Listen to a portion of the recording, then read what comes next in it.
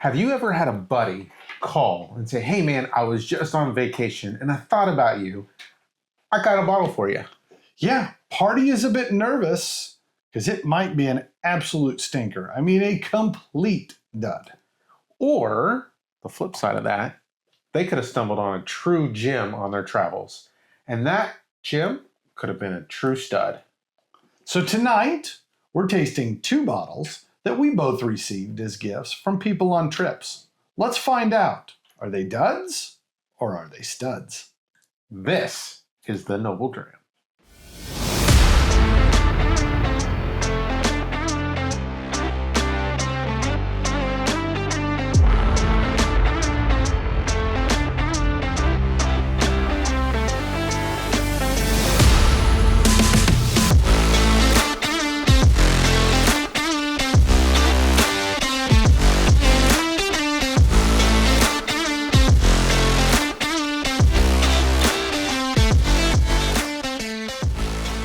Welcome back, everyone, to the Noble Dram, where we love to tell fun stories. We feel like every pour tells a story. Tonight, we got a fun one for us. Yeah, this should be good. Yeah. This should be good. I'm looking forward to this one. So, as we all know, we've done quite a bit of traveling over the last bit of time, right? Just flew into town and boy, are my arms tired. Yeah. Right? Yeah. We've even talked a bit of travel guides and whiskeys of the world and all of the wonderful whiskey adventures. Also, part of that are souvenirs, right? I think everyone, when you travel, especially on vacation, you want that one thing to bring back that just reminds you. Yeah, like there's a bit of just every time I see it, it's going to remind me of that time we were sitting on the beach or wherever you happen to go. But there's a gift selection, a souvenir selection that we, as hardcore whiskey lovers, tend to find ourselves gravitating towards. And it's bottles of brown water. Yeah. But it's not just us. It's when we have friends go on trips, right? They come back with stuff. That's right. So it puts us, I say, sometimes in a predicament. Is that a good way to word it? Yeah.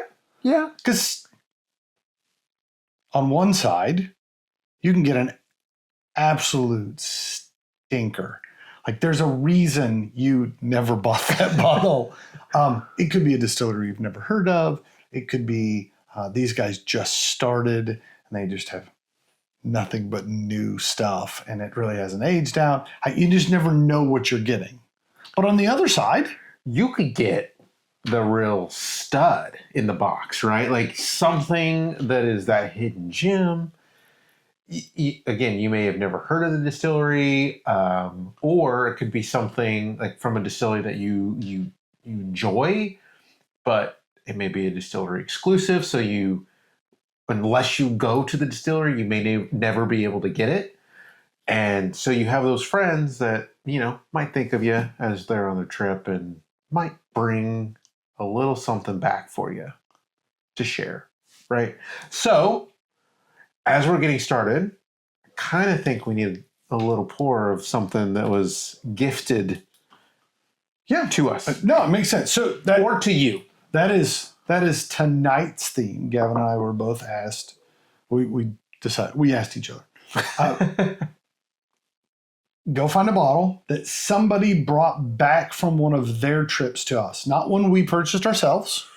So one that was really a bit of a dart thrown in the dark as to whether or not we would like it. So my bottle comes courtesy of my lovely wife. Lovely wife. She and our girls got to take a trip to Hawaii last year. And nothing is quite as unfun as being at home while you send your wife and your daughters off to be on vacation in Hawaii. Work really is tough to get up and go to on those days. Well, I kind of think, they weren't in Hawaii the same time we were in Kentucky, were they? No. Okay, all right. Similar. I think that was part of her justification for getting to go to Hawaii. I understand that. Yeah. All right, so pour number one. That's a wee glass. It's a wee little dram. Part of the problem when it comes to souvenir hauling is you got to find room for it. And my wife figured out is you just buy the small bottle. Also, if it's a bit of a stinker, you didn't end up with a lot of whiskey. Fair. Good point. The risk you run, though, is what if this is an absolute killer bottle and you wish you had the full size and we don't? All right, so this is Old Pawnee Road. This is their private reserve straight bourbon. Clocks in at 93 proof, 46.5 for the metric lovers. This whiskey's claim to fame, it is 100% Hawaiian made. Ooh. So these guys offer what they call their standard whiskey, which is Old Pike Road blended whiskey. It is a blend of Kentucky bourbon and some of their own distillate. This one, however, 100% their own product. So as a straight bourbon, we know it was aged at least 2 years.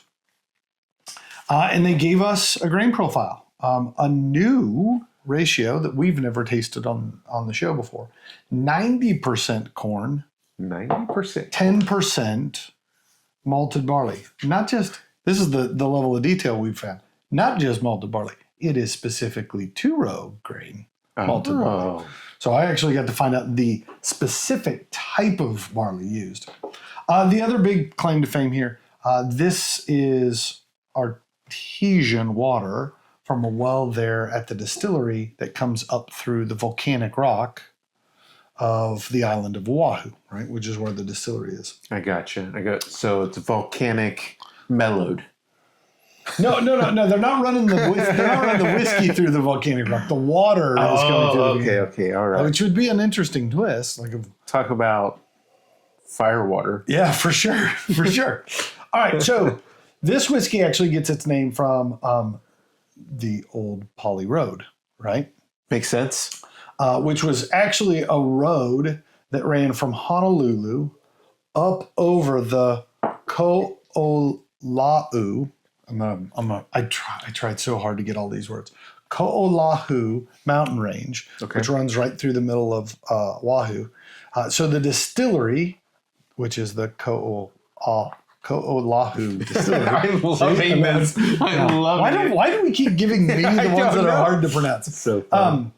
So their distillery is on the opposite side of the mountain range. The old road used to be the Poly Highway.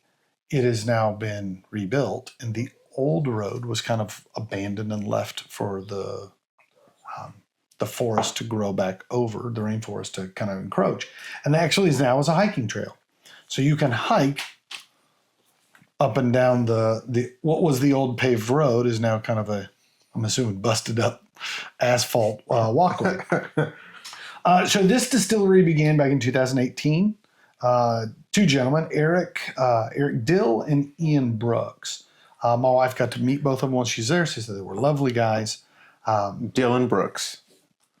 Right. Eric Dill. Ian Brooks. You said Dylan. I was like, no Dylan. Dylan. Dill and Brooks. This is straight in Japan.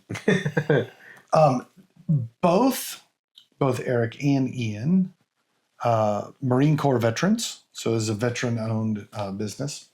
And it's situated right out there kind of on the far east end of Oahu.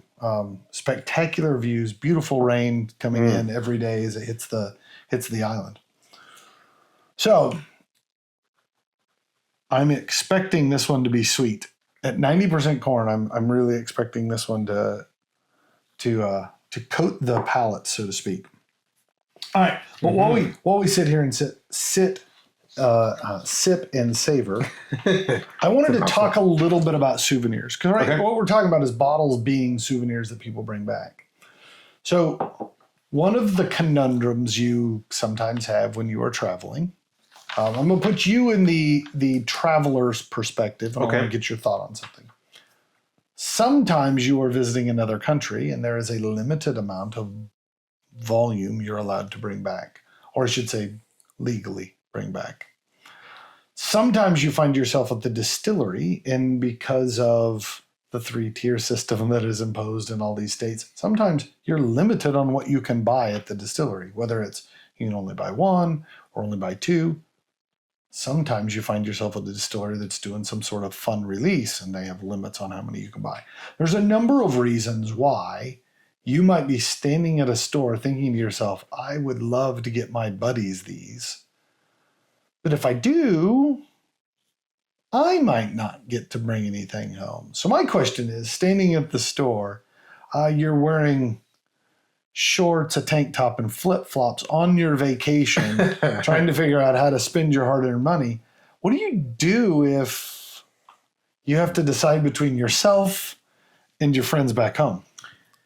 I wish that I could say I've never had to make that decision, but I'd be lying because I have had to make that decision. For me, when I go to a distillery and I think about doing a tasting and finding a bottle that I really enjoy, it kind of also depends on the friend or the family member. How much you like them. How much you like them, but also like, does this remind me of them? Do you make the cut? Yeah, that's fair. Like you play start, bench, cut with your friends standing at the gift shop. I mean, who doesn't? Like, you can't buy all your friends a bottle of something. I mean, you go broke. If you only have 2 friends, you can. Fair. Good point. It's a perk of being me. So, if I go to a distillery, or, I mean, if we're going to talk just whiskey in general, right? If I go to a distillery and I can only buy a limited bottle, number of bottles, or can only fit so many in my suitcase, or the volume by which I'm restricted on bringing back, I really have to narrow it down to if I'm at the distillery and I've done a tasting and man, I really love these 4 bottles or 3 bottles. Just buy them all. But you can't sometimes, right? Like ship them. Yeah, that's the way to do this. I mean, you just got to have a UPS account. Really, right? That's one of the things that drives me nuts, and it's kind of one of my soapboxes for this, 3-tier system in the state of Texas is you can only buy 2 bottles when you go to a distillery. That's why I always take my wife. Yeah, exactly. So I have an extra purchaser. Yeah, exactly. Is that what your recommendation was? Yeah. It's a brilliant move. The problem is like, or what I think is just really ironic is Texas is the come and take it state. And you have to leave it. Yeah, and you have to leave it. You can't take it with you. Yeah. I never thought of it that way. Right. So the thought of having to make a decision on, do you bring back a distillery exclusive limited edition bottle for a friend, and that means that you miss out? It's tough, man. I would invite my friend over to taste my bottle. See, that's what it is. Yeah. No, so maybe a bit of an expansion. If you find yourself at the gift store, do you immediately search your local shops back home, their websites, to see if you can buy it back there? To save you from hauling a bottle back from the distillery, you can just pick up at your local store? Luckily, we know a guy. Yeah, our buddy. I have absolutely texted Geyser and asked him, do you have this? And if so, how much is it? So I can decide whether or not to buy one. Exactly. Yep. No, absolutely. So if you have a guy, like, definitely call your guy and see. Because the other fun spin on this question is, I may buy the distillery exclusives, and if I can buy 2, I may buy 2. And those may stay on my shelves. Whoa. You're suggesting. Wait, I need to make sure everybody at home can hear this. I haven't even finished my thought. No, what you just said is both bottles are going on. I started with you can't buy 2 for your friends and then miss on one yourself. And your answer is, my friends get nothing. If you can't pick between the 2 of them, you just get neither of them. Yeah, okay, so you cut the baby in half. You cut the baby in half. You gotta be fair. You can't, I mean, to be fair, like, I'm on my trip and this is my trip and I want to share my trip with you, but the bottles are coming to me. But it's the only way to get them to look at your pictures is you offer to let them have some of the whiskey about what you're there. So a way of thinking about it is going to your local bottle shop and picking up a bottle of the core range from them and then giving that bottle to your buddies is a fun spin. So the distillery exclusives. I feel like we should clarify this again. What you're suggesting. I'm not suggesting, I'm saying it. Okay. What you're stating is that you visit Distillery X. I don't know what distillery we're talking about, but you're there and you say, my buddies would love for me to bring something back for them. And so you just place an order at a local shop here in Houston for bottles from that distillery. And then you come here, go and purchase them in Houston, not at the distillery. And then do you divulge that or do you present them as if they are authentic from the distillery bottles? Depends. Like, I think it depends on will your buddy think it's hilarious? This is great. When they see I'm now the trying episode? to think, what have you purchased for me? And is there a chance it actually came from the store down the street? Well, yeah, I think I will take secrets to my grave. I think there's a plausibility that this is happening. Depends on how much of a whiskey nut you are. I'm pretty nutty. You are pretty nutty. I am pretty nutty. Oh, actually, that's a note here. No. So to me, I think it just depends on kind of the person who I'm thinking about.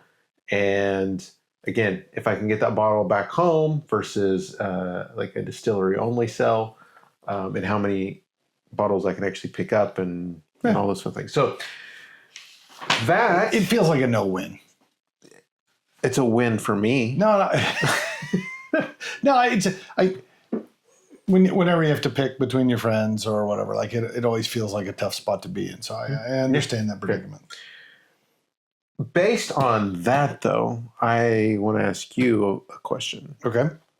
This makes sense. A little back and forth. A little back and forth. Banter. Whiskey banter. Have you ever fibbed or lied where you got a gift for someone? Okay, so this is a tough one to answer because... No, it's not. In fairness, I don't know who all watches this. Every so often, my mom calls me and says she watched it. But other than that, like, what if my wife watches these? I can't divulge all of that. So I'll say this will be a tester. I will share a story. This will be a tester to find out if my sister watches these episodes or not. So the answer to your question is yes. I have... Do tell. Fibbed, if you will. I was young. I didn't know better. Let's start there. You've grown a little? Yeah, no, I'm much more mature now than I used to be, which is embarrassing statement about how bad I used to be. So I was in high school, part of a traveling choir that toured across Europe. Not nearly as awesome as it sounds. I mean, we had a good time, but we weren't part of a rock band touring.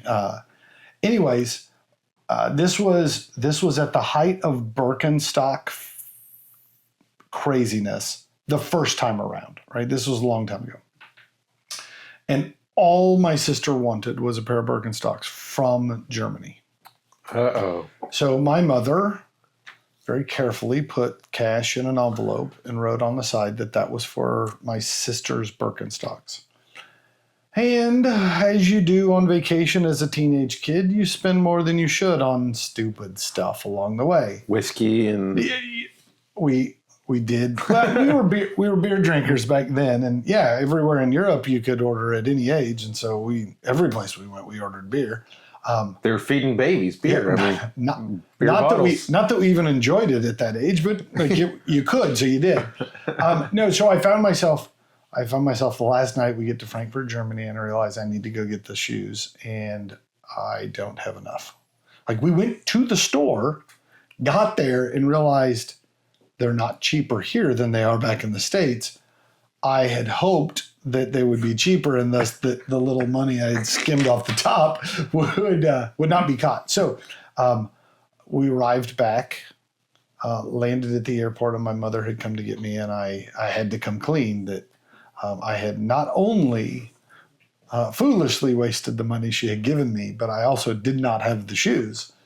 So we stopped at the store on the way home from the airport and bought my sister a pair of shoes. My gosh. And I'm sorry, sis. They were lovely shoes. You had no idea for. They're probably made in the same place. It doesn't really matter at this point. But we kept them from. It's only been 30 years or something ago now. Like, it's been a long time. It's been a long time.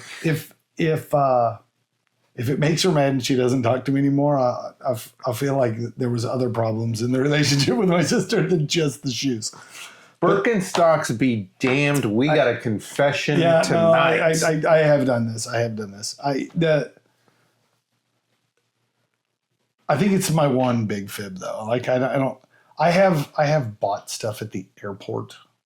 They're like, no, I bought that while I was in town. I thought of you. And technically, what you did was you got to the airport and realized, oh shoot, I never got him anything, and went racing to the gift shop at the Hudson News and bought a stuffed animal. Right? The Hudson News in Houston. Isn't that all of the airport? In the airport at your home destination. No. Like you just come back with like a NASA t-shirt and they're like, what is this from? You were in Florida. I was like, Cape Canaveral.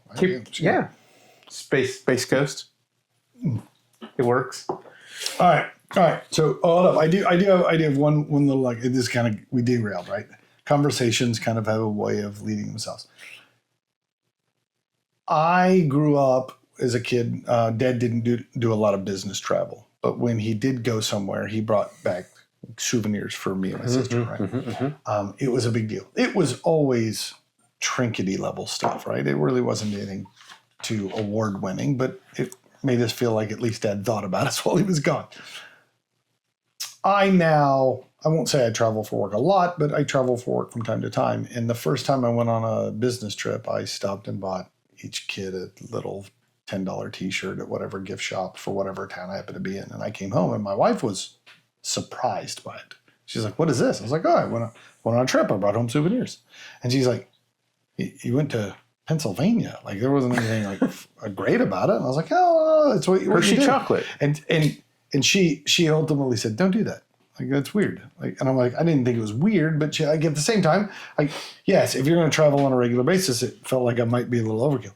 So the question I guess I have is, when you travel, not for vacation, but travel for work kind of stuff, do you pick up, wife or kid, do you pick up trinket souvenirs for the family? Yes. I'll write that down. Recently, I was on a work trip, and we were touring a specific space as a reference to something that we're working on, and I stopped by a gift shop and bought something that was very meaningful to the reason why we were there, and brought that back home for my daughter and technically my wife too, because she's able to partake in it. So yes, you bought a Cinnabon at the airport. Yeah, so we all got to share it, right? And then there are certain things that certain family members enjoy getting or collecting that if I'm someplace, I might pick that up for them. But, so yes and no, I guess. Okay. Yeah, it's understandable. I've known people who are on both ends of that spectrum. I'm just getting a read on who Gavin is. Who Gavin is. All right, so we can continue talking, but I wanted to come back to Old Poly Road. Old Poly Road. So let's talk a little bit about what you get. I don't have a lot in here, so if you love it, we gotta sip sparingly. Yes, sir. All right. So on the nose, I thought that it was maybe the perception of 90% corn got to my head. Sweet corn, really came to mind on the nose. And then I put corn syrup. Really? Yeah, I think that sweetness with the corn made me think of what's the Cairo? Cairo City. Kairos. Yeah, that's what it reminded me. Cairo is a city in Egypt. It's different. Are you sure? And I don't think that's what they named the syrup after. I'll be honest. Yeah, probably right. So for me, like right off the bat, when I first put my nose in the glass, I got oak. Yeah, Lots of oak. Mhm. I would say the oak was much more prominent to me than the sweetness. I would have said it's grainy, but I wouldn't have gone Cairo syrup. Like it doesn't smell syrupy. I actually put a note as overall not as sweet as I expected it to be. It's a little more dry oak that I think became a little bit more of the prominent flavor. To be honest, knowing it comes from the warm climate in a humid area of Hawaii, that doesn't surprise me in the least. But yeah, so I had oakiness. I actually had baking spice. I get a bit of that kind of cinnamon, nutmeg, clove, like that kind of stuff going on. And I put grainy. Like if you've ever like opened a bag of like feed corn for deer, it's kind of got that. It's corn. It's corn. You recognize it's corn, but it's not sweet like sweet corn. And it's not sweet like corn syrup, but you absolutely recognize that as a corn aroma. That's what I'm getting more than sweet. And that's on the nose, right? Yes. So on the palate, I agreed with almost everything you said.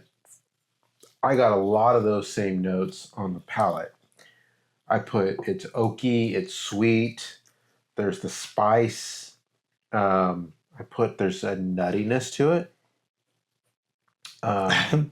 So again, we're off by a phase because I've got roasted nuts on the finish and you're nutty on the palate.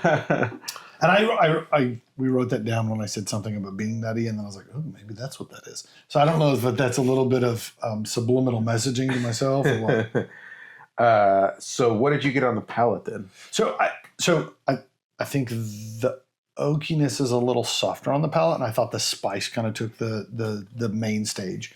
I also think there's kind of a burnt sugar, Okay. like almost like the charred outside of a marshmallow, right? Like your kid gets it in there into the fire a little bit too far. I'm a golden brown marshmallow s'more guy. I also don't like the char on the outside of a hot dog. So like maybe I'm just more of a slow cooked guy. Slow cooked. You're a rotisserie guy? Oh yeah. I hadn't thought about rotisserie. Like put your marshmallows on a rotisserie cooker Just over let your it fire. roll. That's actually brilliant. Not every idea you have is bad. That's a good one. We'll soak them in whiskey. Ooh, and then let it roll. Oh my! Like the little hot dog roller at the 7-Eleven, just rolling marshmallows back and forth. Yep. That sounds like it'll be a mess to clean. on a marshmallow for sure. All right, so does that carry through the finish? Because I feel like we've been slightly off on what we're picking up, but I mean we're hitting roll same back notes. around. On the finish, I think it's a medium finish. There's a bit of a mellow tongue to it. It's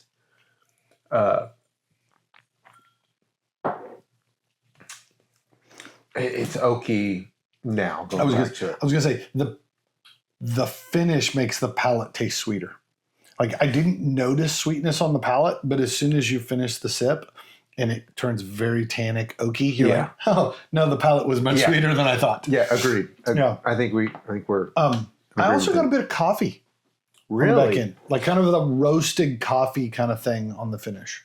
I mean, and maybe that's the roasted nuts, roasted coffee, that kind of burnt sugar. Like some of those are very similar in their kind of base profiles. All right. Does this mean you're ready to put a number to it, though? Yeah, I think I'm ready. Did we miss anything? Did you like, oh my God, I got I don't think so. marzipan, Jordanian almonds.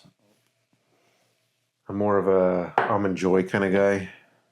So from a heat standpoint, because at 93, it's not a real high proof, but I thought it drank a bit hot. Yeah, no, I put spice on the palate. I think that there's some hotness. Is it HOTT or HAWT? PHAT. Fattiness? I don't think that's the word. I don't think that's where you're going. I don't know. Not shorty, but shoddy. Shoddy. Yeah, I'm with you. I think it is a little warm for being. Yeah, agreed. And maybe again, I swirled it around a little bit. That might be part of it. I didn't just knock it back. Well, I think sometimes you take a sip of whiskey and the flavors are so prominent and distinct, you don't have to do much digging into it, right? This has got a little depth, but you kind of got to get in there. Now, I think that means you got to let it linger on the palate just a little bit more, and it brings a level of spice. I think that's where some of it. I think there's a youthfulness to it, right? I mean, 2 years. Yeah, I would have loved to see this. I don't know where you put a barrel in Hawaii that's cooler, but part of you is like air condition the warehouse just to slow that down a little bit, right? I assume they're facing the same struggles that Texas faces and other hot climates. Yeah, going back to it, I get a celery note to it. Like celery seed, celery stalks. Like a celery stick, yeah. Like maybe there's some nuttiness, so maybe I'm thinking like reminding you peanut butter and celery. Yeah, I was just thinking ants on a log. Yeah, exactly.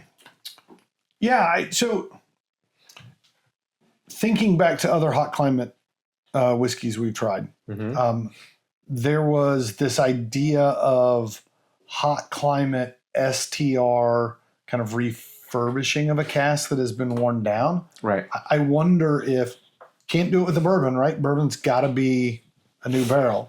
It has to be one of their other options. But I wonder if there's tricks they can do to slow down some of that aging process, to soften that a little bit. Because I think there still was a youthfulness. But what I will say is sometimes the youth is overpowering, and I don't think it's overpowering here, though. Yeah, I agree. I can agree All with right. that. Give this one a number, Gavin. I'm setting it at 78. 78. That's a fair number. Yeah, I think talking about the youthfulness of it, I would love to try another expression from them as a comparison. It's a long way to get there. No, I'm teasing. So I actually did do some digging. You can buy these from their website. Okay. You can buy this bottle in their standard whiskey release. I'm assuming they're shipping from someplace here in the continental United States. The mainland. Yes. Yeah, on the mainland. All right. So for me, I'm at an 82. Okay. And I'll say, I think I agreed with your 78. It's right at that edge of like, do you need a bottle in the collection? Do you not need a bottle in the collection, right? And I'll say the uniqueness of it being 100% from Hawaii, I think adds to that. I think there's always something cool about a bottle that somebody thought of you and brought back, right? And I think that adds a little bit to it too. So it pushes me up into it's cool to have that one on the shelf. I want that one on the shelf. So that puts me at an 82 overall. All right. 82 for Aaron, 78 for me. It's a sipper. Yeah. I couldn't agree with you more. I think it's fun and it's unique. It's funky.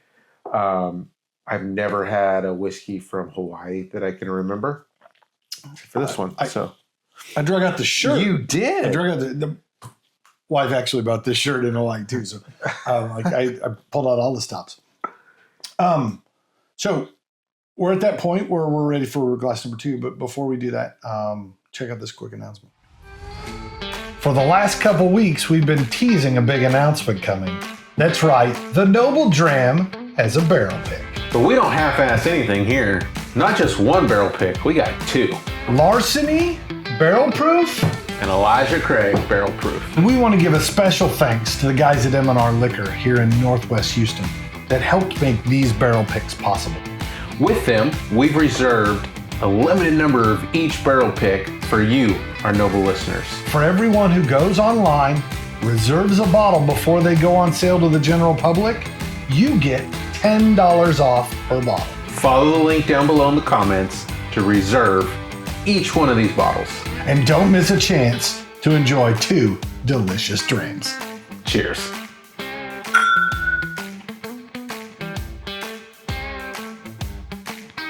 All right, welcome back. We do want to remind you that the barrels are coming quickly. So you only got a couple weeks left to do your reservation for a bottle. So make sure it's okay. Hit the pause button. We'll be here when we get back. Go get that taken care of. You don't want to miss out. So I got a splash left, but I got good news. You're going to give me more whiskey. Yes. And I'm stoked about this. I'm going to put this off to the side. So we made mention about your wee bottle.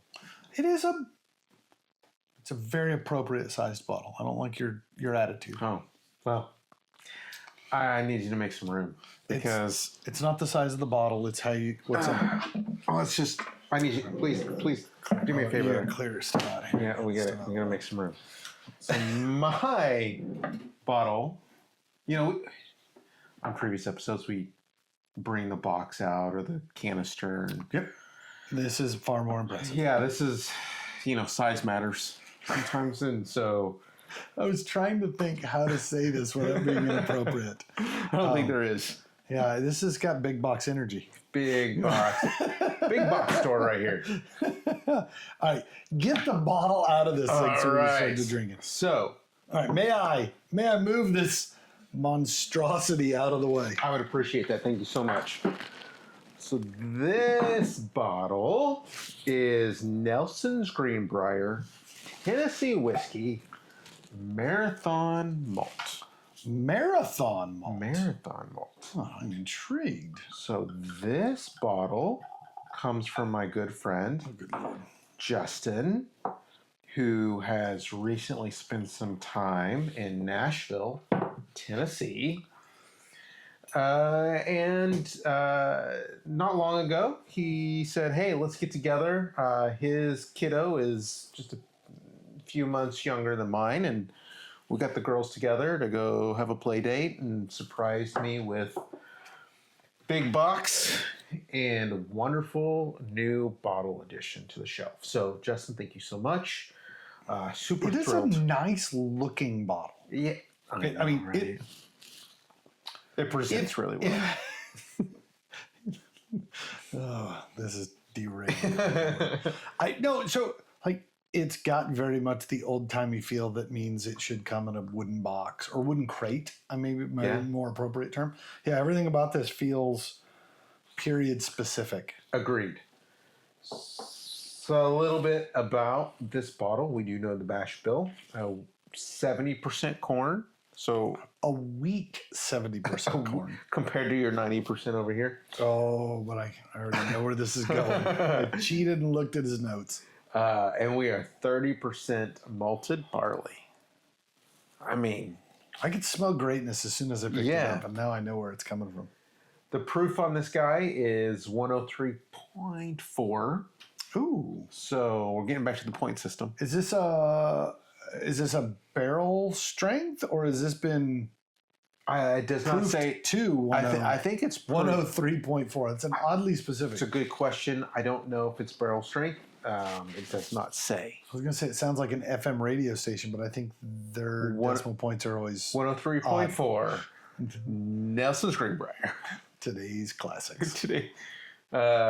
So this bottle or this expression is named after the historic neighborhood Marathon Village, which is in Nashville, and it's also where Nelson's Greenbrier is currently located. To tell a little bit of background on Nelson's Greenbrier, it was founded originally by Charles Nelson back in the 1800s. And it became one of the foremost whiskey distilleries of its time there's some fascinating history actually about Charles Nelson and his family. Like pretty like iconic and Like they were sketchy no. ruffians. One of the things they came from Germany, and his dad, Yes. I believe. So yes, his father owned, I believe it was like a soap and candle store, and decided to move to the United States for a better life, and so basically sold everything, melted or got gold or melted everything down to gold, and then sailed across to the U.S. Well, there was a big storm that hit, and Charles's dad went overboard, Right. and was full of gold. Yeah, he had sewn it into his jacket. So I'm gonna divulge a little bit of a secret. This I don't know if this has happened yet. I've actually toured the Greenbrier Distillery, so I've heard this story while we were there. And like he was afraid somebody'd steal his gold, so he had like secret pockets sewn into his suit, and he wore the suit everywhere he was going, so he always had on. And when the boat, I don't remember the boat. Did the boat sink, or he just got knocked over? Yeah, or something? yeah. There's several people that got knocked over, And he went over the edge with a suit weighted down full of gold and couldn't swim enough to keep himself above water with the weight of a jacket full of gold. Yeah, yeah, it's a tough way to go down. Yeah, I mean, I guess I don't. In this dynamic, I don't know which is worse. You could be Charles in a weighted down suit of gold in the middle of the Atlantic Ocean swimming for your life, or you could be his family sitting on the boat watching everything everything go down, sink with dad. Like, neither of those are good spots. Yeah.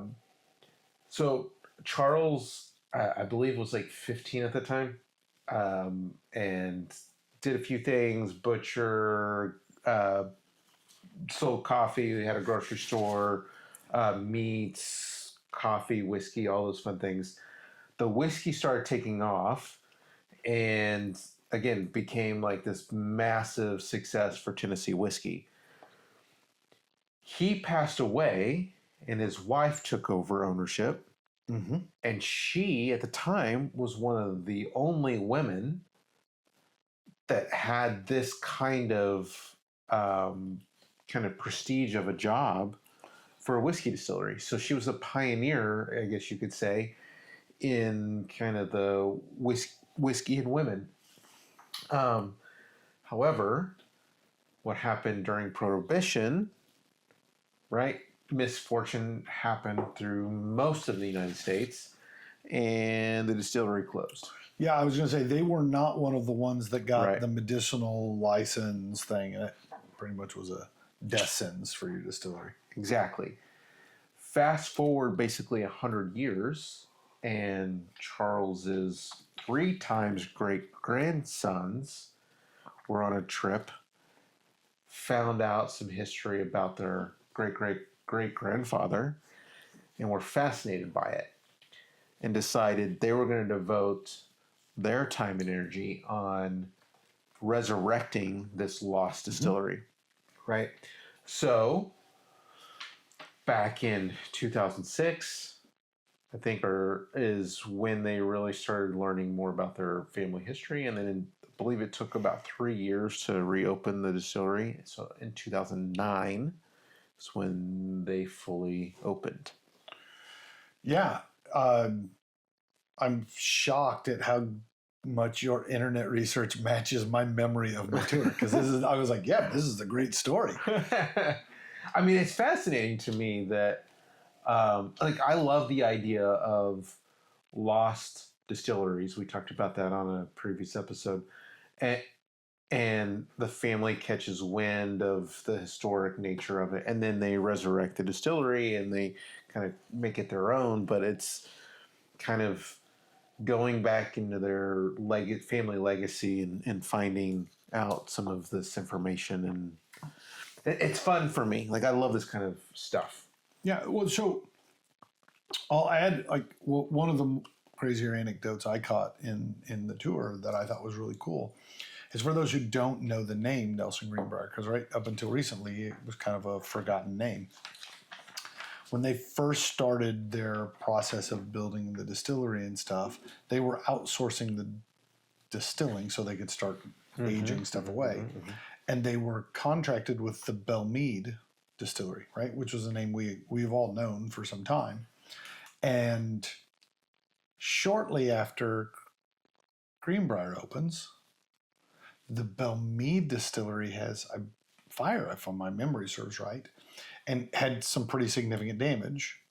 And so Belmead then contracts Nelson Greenbrier to be their distillery to make Belmead while they figure out what to do with a now burnt up distillery. And ultimately, Belmead decided not to reopen. And so Nelson Greenbrier made Belmead for several years and then eventually took over that brand. And then just here recently shelved the brand and moved that product line into the standard Greenbrier stuff.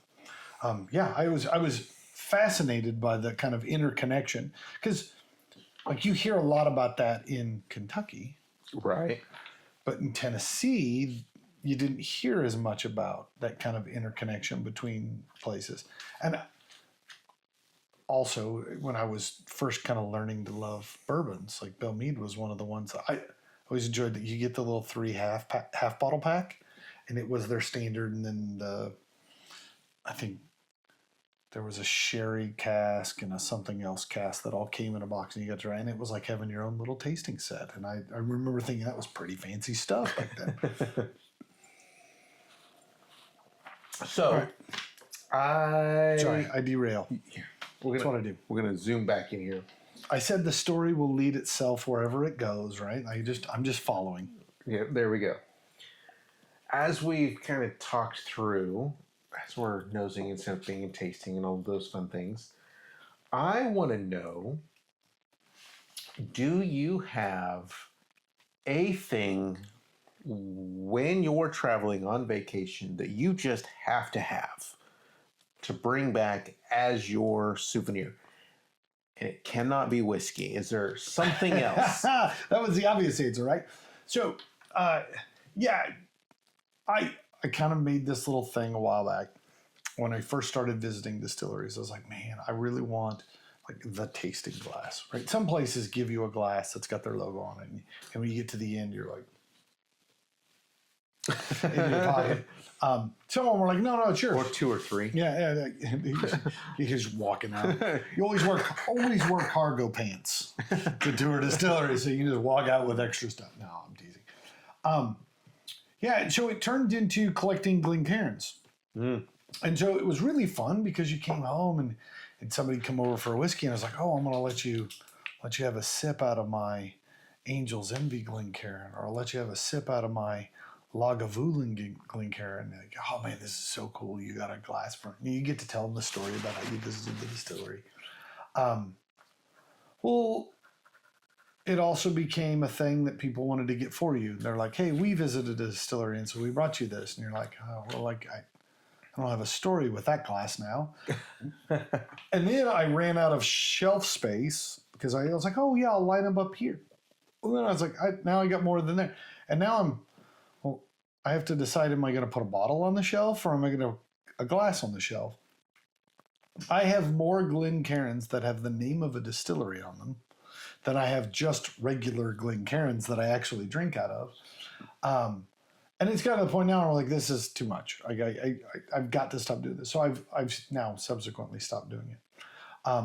The fun one when my kids were little, this is way back when. Do you remember the little machines where you put in 50 cents and then 1 penny and then you crank the thing around? Yeah. And it would smash the penny into a picture of Mount Rushmore or whatever national park you were at or whatever. I actually found out they make books that have little sleeves for you to put these in. And so my kids did it. I've got too many kids, right? And so you had to work towards cheap gifts, and this was 51 cents, right? Is what it cost you. And my nephew for years used to carry around a Ziploc bag of quarters and pennies, right? So if they were at a place and they had a machine, that's what he kept his his memories in was those. And so those were the two I had. I've known people that shot glasses. I've known people that did spoons from every state they visited.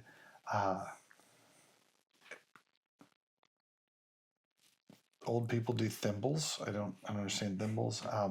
We grew up in an age. I shouldn't say we. I grew up in an age. I grew up in an age at which like Hard Rock Cafe T-shirts from the town you visited. Right, that was the way you showed off to everybody that you'd been to Fort Lauderdale. Is you had the Hard Rock Cafe Fort Lauderdale or Harley Davidson. Older siblings of ours, not mine. Right, I'm the oldest, but had friends who had like older brothers and stuff. They would have the Hooters T-shirt from whatever town, right? And that was the way you just kind of wandered around. I also grew up in an age that if you went skiing, you'd left the lift ticket on the zipper, so everybody knew you'd gone skiing on your jacket all winter long. And so it was a big deal to let everybody know that you'd starter jacket. Wherever you'd visited, everybody knew you had gone there. So yeah, those were the kinds of things. But for me, it was glasses. I am much more of the opinion now, because I've gotten older. I would rather have one big souvenir from a trip than 6 trinkets from places that I just like, I don't know what I'm going to do with this when we get home. So I'm more apt to look at art. My dad went on vacation, came home with a grandfather clock. I mean, not in his carry-on. I mean, he had it shipped. But now, like, every time the clock tolls, you're like, oh yeah, like that, a little bit of a memory of that. So I would much rather furnish my home or fit out my home or something like that. And so now it's an art piece to hang here in the whiskey room, like that kind of stuff is the things I tend to look for on trips, more than trinkety things, which only means that I spend more now than I ever did on trinkety stuff. But that's, what do you do? For sure. All right, so hold up. I don't know as if I fully answered that. You asked, is there something you do? And then I spent a lot of time talking about things I don't do. I think I touched a little bit on the things I do. But my question is, when you go, we've all been there, right? The gift shop in Times Square, and you walk in and it's just full of stuff. Or the gift shop at the cruise terminal in Cozumel or wherever, right? And you walk in and you look around the room and you're like, I cannot believe people pay money for this. Like, what is that thing? You're just like appalled that that's a collectible. Oh man, I hope this doesn't get me. No, just piss half of the audience off right now. Just let them know that whatever they like is stupid. I wouldn't say stupid per se. No. They're stupid for liking it. I understand what you're saying. Like, I got to be careful here. I don't want to get in trouble. I'm a guy. I like. Let me just say this. There are a few places that I want to remember the sand or the dirt. Right. When we lived in Scotland, I brought home a bunch of sand. And we've used it in different parts of our house. You have an aquarium that you put it in? No, like... I feel like if you owned an aquarium, if you were a fish guy, that would make a ton of sense. Like, where are you putting sand around the house? Like, we've got like a bowl up on a bookshelf that's got some shells that we got from Scotland, and so it's its own little thing. Is there a Celtic ritual where you sprinkle sand across your doorway or something? I don't know. Maybe. We've got some like incense stuff that like I set it in on the sand, and so it kind of helps make sure. So now the sand smells like. Do you have one of those little rakes? Yeah. In a garden. You know me too well a little bit. Is it something unusual about the sand? No, it's just that like I want to touch Scotland. Oh, okay. So there's a little bit of that, but that's an experience for me and my wife, right? Like we brought that back. It's your shared thing. It's our shared thing.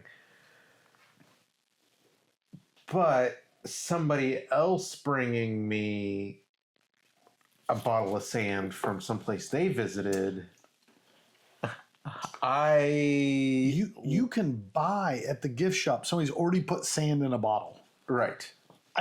You don't even know if that sand's from the place you're visiting. It's probably from China. It's probably from Lowe's. Just a playground bag of sand. No, or somebody brought me a seashell from whatever distance the place that they went to. Like, I like seashells, but I want the experience of going and picking those seashells. Yes. Here is the inherent problem with somebody else's souvenirs. I think you hit this on the head. Regardless of what it is, it's designed as a souvenir to come home that it reminds you of the trip you went on. Right. If you're bringing it back to somebody else, it's a gift. It's not a souvenir, it's a gift. And there's nothing about your vacation that means anything to me, right? Like, I'm not trying to sound like a jerk, but like you think back of sitting on the beach. It was drinking a Mai Tai. It was your honeymoon, and you hardly left the room. Whatever it is, like the thing you remember about that trip. Looking at your souvenir reminds you of that. When I sit in my house and look at your souvenir, none of that comes to mind. I didn't go on that trip. Yeah, it's one of those that has always perplexed me. Why people buy things that are location branded specifically and then give them away to other people. Like they weren't there. It means nothing to them. And most of the time you see people do it, it's an item that is $3.99 at the gift shop, and you're just throwing away $4. Right. I'd rather you buy chocolate from Bring me a snack. Bring me a snack that is only made in that location. Those little Tortuga rum cakes that you can buy at every cruise stop everywhere in the Caribbean, and bring me one of those. I would enjoy eating one of those. And then it's over. I don't have to look at it anymore in my house. But I get to experience your vacation because I got to taste it. I'd rather eat it or experience it. Have an experience like a bottle of whiskey. Like that's an experience that I get to share with you. So, how do you feel about postcards? I'm okay with postcards. I like postcards because I'm older than you. I grew up old school. That was the only way to talk to people when they're on vacation. Like, we've gotten postcards from like my sister-in-law that's sent stuff to my daughter, right? And I think that's a fun way of like, hey, thinking about you. For $1.30, you can let somebody know this is what I'm looking at wherever I happen to be, and I'm thinking of you while I do it. Like that is perfectly. Sprinkle a little whiskey on it. Oh, just saturate the card when you're done. And then I get to smell it at the end. Like I'm okay with that. So it's even better. Growing up as kids, we had a retired couple that lived next door. They were kind of pseudo grandparents, if you will, and they would often take like month-long journeys to places, and we would get a postcard from every place they stopped along the way. And so we had an index card box of all of the states they'd visited, all of the various countries. My problem is most of my vacations are so short that I have to write the postcard in the airplane on the way to, so I can mail it so it's postmarked wherever we land. And I've not seen any of the things we're going to. You have to send it the moment you get there, or else you beat the postcard back. Oh, yeah. Yeah. No, I like the idea of... We live in too instantaneous a world to wait 6 days to hear about what somebody's doing. It doesn't make sense anymore. But I would disagree with you there, because I think if you write it while you're in a hotel room or whatever, and you're describing what your daily event, and you're like, man, I was thinking about you, like this is what we did. I beat the postcard back, but the thought of them taking the time and writing a handwritten thing. Everything about this is me. I'm picturing you like this is the Old West, like rented the room above the tavern, and you were sitting at the little wooden desk in the corner with a candle, writing with a feather quill, and it's my dearest Gwendolyn. It has been a fortnight since I seen you last. Like, that's what I'm picturing. Everything about you writing a postcard in your hotel room. I'm sure it was a Holiday Inn Express. And I'm sure it's the ballpoint pen that was sitting on the nightstand. Like, I understand that's not really what happened, but that's all I can picture now. Oh, man. Oh, that's fun. All right, you're going to ask me about whiskey, and I got too caught up talking, and I did not write enough stuff down. Oh, my gosh. Well, then I'll go. No. So if you start with the nose and you don't say vanilla, you're wrong. I didn't write vanilla. I get. I did not write vanilla. So much vanilla on the beginning of this nose. It's funny to me because like into the palate, into the finish, right? Like I don't get as much of it, but every time I come back, I'm like, yeah, it's just vanilla. It's vanilla extract. Every time I pull the glass up, this would be delicious in an old fashioned. I'm sure it's way too pricey to put into an old fashioned, but this will make a delicious old fashioned. I think it would be great in an old fashioned. I think it stands pretty well on its own. I wasn't insulting whiskey when I said great. That felt very insulting. No, I was saying that vanilla-y note I think would go beautifully in a cocktail. I went to like the cereal note. I think that we talk about the cereal factor. We've talked about it several times. I think there's a lot of cereal grain notes to this.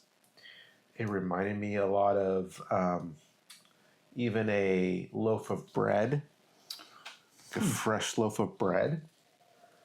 I think there's some, like, it's going to sound weird, some dirt earthiness note. I'm going to lean cookie over bread. Cookie? But maybe that's the vanilla in me talking. Like what kind of cookie? So I'm not a big chocolate guy. And I know we've had this conversation and you think I'm weird about this. Like nobody makes cookie. They make chocolate chip cookie. I like no chocolate chips. Just I was like, what are you talking about? No one makes cookie. No, they all make something else. So like, oh, if it doesn't have chocolate chips, it's got walnuts and raisins or oatmeal or peanut butter. Like, I just want cookie. The cookie that surrounds the chocolate chip chunks is my absolute favorite thing. I will say the time to cook a chocolate chip cookie and the time to cook a cookie, not the same. Be very careful. My wife, every so often, your significant other, wife or husband or boyfriend, girlfriend, whatever it is, right, will do something that just expresses how much they love you. And my wife now makes cookie. She will make all of the batter, then separate some out for me, and then mix chocolate chips in for the rest of the family. And she'll make chocolate chip cookies for everybody else. And she'll make one batch of cookie just for me. But yeah, she has to change the timing and the temperature and all that kind of stuff to get it to work. So you gotta play with that a little bit. But I'm telling you, they're delicious. I feel like that's a challenge. We need to have cookie on the episode. I'm gonna tell you, cookie and whiskey goes great together. All right. Well, I'm going to have to talk with your wife and make this thing happen. Before we get off the nose and head on to other things, old leather, not like new boot store, right? Sometimes you get that real rich leather. This is old leather. On the nose? Yeah. I was struggling to try to place that, and it wasn't until here right at the end that it clicked for me. Are you thinking like wallet, shoe, baseball old glove? Pair of boots. Old pair of cowboy boots. Okay. Like upside down on a fence post. Been out in the weather. Like a weathered leather. Whiskey weathered boots. Yeah, I ain't got no problem with that idea. Whose beds have your boots been under? Dare I say one of the better Shania Twain songs? I mean, what's better than that song? If you say I feel like a woman, I would worry about you. It's the number 2 song of hers. Yeah. Of hers. But no, whose bed have your boots been under isn't a great song. Okay. I feel obligated to put a link to that song on Spotify or something in the comments. So I'll figure it out. I couldn't disagree with that idea of old leather cowboy boots.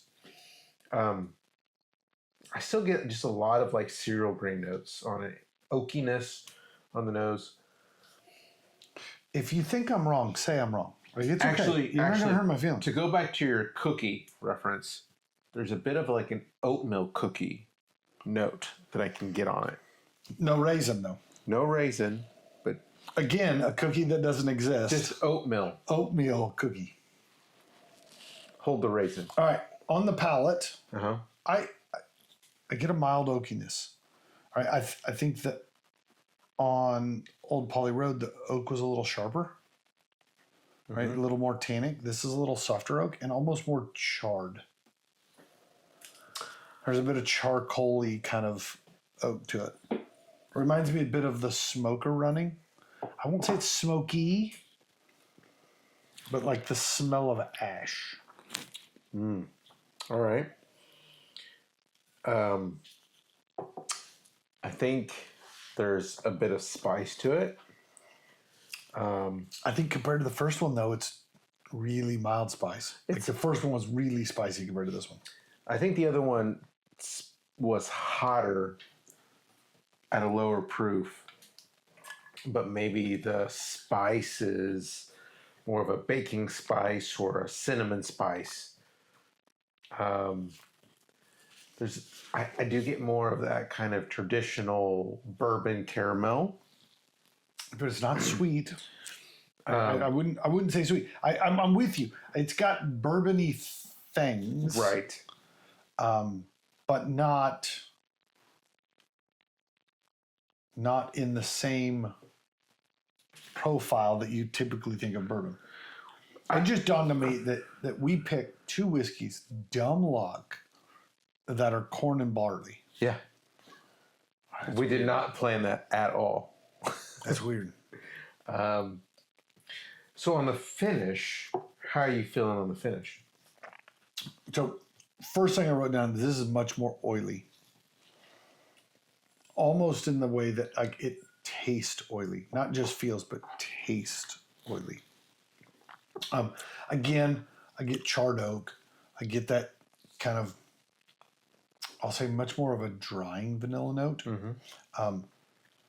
This is not as tannic as the Old Poly Road, but it has hints of like mild tannic oakiness to it, right? I'm actually shocked at how dark this bottle is. Yeah. I'm assuming, did we have an age on it? I don't recall us having. It didn't say an age. No age statement. My sleuthing says it's about 6 years, but I don't know if that's Totally believe that. And I think this is the difference in climate and stuff, but I actually, if you blindfolded me, put them in a black Glencairn so I couldn't see the color, I'd have said Old Poly Road was significantly darker in appearance without being able to see it. This is much darker than I expect out of its flavor profile. I thought the flavor profile was a little more muted. okay. On the finish for me, I thought that there was a bit of creaminess to it. I compared it to like a Nutty Bar or Nutty Buddy. I think there's some nuttiness to it that was more so than anything I got on the Old Poly Road. Some could say it's a little smoother or more rounded out. This distinctly tastes like it has more age Yeah. of the two. It's not even close. This is something that there's still a little bit of spicy bite to it, but it's not punch in the face. Yeah, what I'll say is I'm a little surprised at how much I think the malted barley carries through. I mean, 30% is quite a bit, right? I'm surprised the corn doesn't overpower it a little more than it does. I guess we're kind of talking overall, so we're heading towards a number here. I think it's got a bit of that charcoal thing. I'm assuming this has gone through the Lincoln County process, It has. right? So I think you get a bit of that kind of charred oak or charred maple smokiness that comes through in that. So I get that. I'll say, if you're doing compare and contrast, one is young and hot, one is older and more mellow, one is more bold, one is a little more Wise. rounded out. I don't know if there's an intelligence difference between the two. Yeah, so we get to this point and I got to put a number. I'm at an 81. I'll say it's right at that edge of, like, do I want a bottle? Do I not want a bottle? I like the uniqueness of the grain profile. It is distinctly different than classic bourbons. Mm-hmm.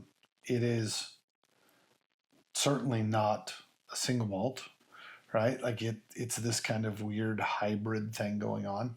And I think that in and of itself pushes it just a little above 80 to be in the collection. It's not one that I'll say like, oh my God, that was delicious. I just want to sit and drink the bottle. It's a uniqueness that I like to have experienced, but I don't know as if it's one I'm going to race to as a daily sipper, so to speak. So I'm at an 81. All right. Well, tell me I'm wrong. For this bottle, I think it's a bit of a marathon. Did you think the finish was long though?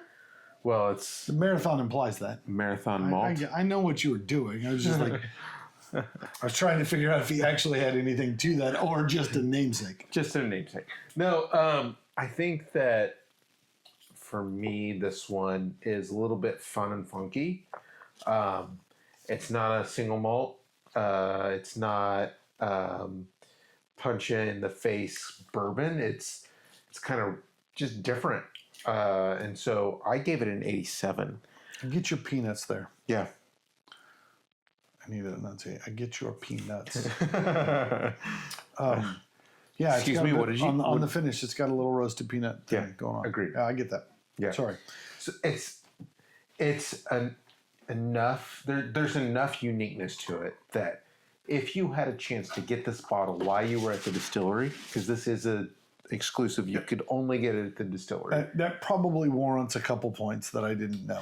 Yeah, exactly. So I think, I want it on my shelf.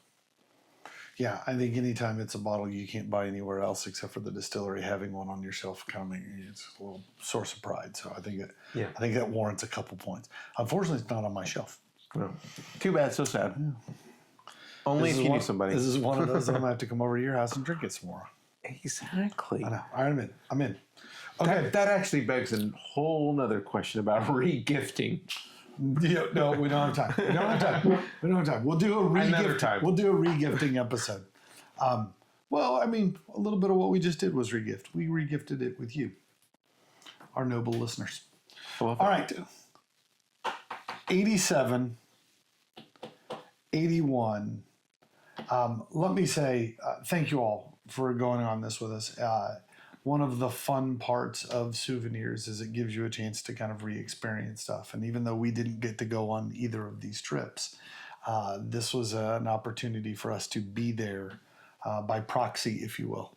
So let me first say thank you to both people who thought of us in this instance, but anybody that has shown up with a bottle on our porch saying that we thought of you and wanted to share. There is no greater compliment for a whiskey lover than I thought of you and I wanted you to try this. So to that, we bid you adieu until next week. Cheers. And Slanchava. We want to thank you, our noble listener, for joining us. We believe each whiskey has a story, and so do you. So give us your thoughts by leaving a comment. And if you have a whiskey you'd like to see us share, let us know. You don't want to miss a single episode, so subscribe to our YouTube channel. And make sure to like and follow us on Facebook, Instagram, and TikTok to stay up to date on the Noble Dram. And if you find watching us difficult, you can always listen to each episode on Apple Podcasts and Spotify. As always, be noble and enjoy your dram responsibly.